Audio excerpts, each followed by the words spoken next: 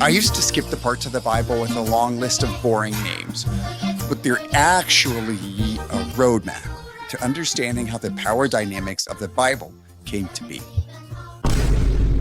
So recall Noah's three sons, Shem, Ham, and Japheth. Since the flood wipes out everyone but Noah's family, that means we're all descended from them three. Yay! So let's start with Japheth, the classic middle child. His descendants are the Gentiles, and for you new people, that's basically the non-Jews.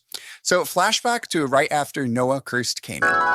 And God, please bless Japheth and let Japheth chill in Shem's crib. Or in other words, hey bro, cool stuff you got here. Let me just share it with you. When I first read this, I thought it was a bit sus because it seemed like that just never ended up happening because throughout the entire Old Testament, Japheth's line, they just kind of chill in their own territories, minding their own business, the ultimate side characters, right? I thought they never shared much with Shem's kids until I began looking at dwelling more metaphorically and saw that Jesus comes and invite the Gentiles to share his home in heaven. Moving on to ancestor number 2. Yup, some of Ham's kids went to Africa, and yes, Noah did prophesy that some of Ham's line would become servants of servants.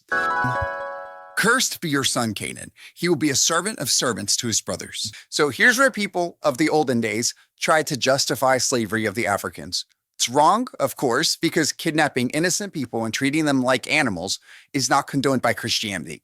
So slave owners back then had to censor major parts of the Bible when they taught slaves about the religion. Okay, so Ham. His lineage includes nations that frequently clash with Israel, aka Shem's descendants. So let's look at Ham's sons.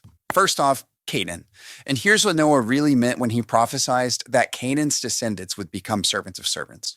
So Canaan's descendants, the Canaanites, occupy, I bet you can't guess it, Canaan. So they do some really bad things, including worshiping other gods and sacrificing their children to those other gods. That's why they end up being conquered by some of Shem's descendants, Israel. Okay, next we have another one of Ham's kids, Cush, and his descendants did the whole Tower of Babel ordeal. And the name and the tower that goes up to the heavens, nothing can separate us now, will be invincible.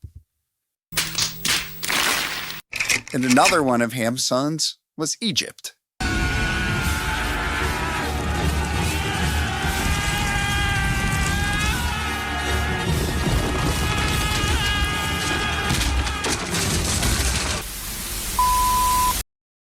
All right, now we have global ancestor number 3, Shem. And he's like the main character. So the Bible focuses on his lineage as it leads to Abraham and eventually to Jesus. So I'm gonna put a spotlight on 2 of Shem's kids. Kid 1, Asher. He most likely fathered the Assyrians, who later became this powerful empire that challenges Israel. The powerful part comes from Shem being blessed. Then being ops comes from their own choices. Kid number 2, Arphaxad. So he is the ancestor of Israel, God's chosen people, or in other words, the main characters. So here's how it starts. Arphaxad makes some babies. Then his babies make some babies. Then Babel happens where God spreads the people across the world. And then some more babies are made. Eventually, there's this baby named Terah. And he has a couple of babies. And Abraham, after a lot of trouble, has a baby, Isaac. So this chapter of lineages shows us how all the nations that will influence Abraham later formed. This chapter also serves to remind us of a deeper truth, that all these nations originate from a shared ancestry, that we all come from one family.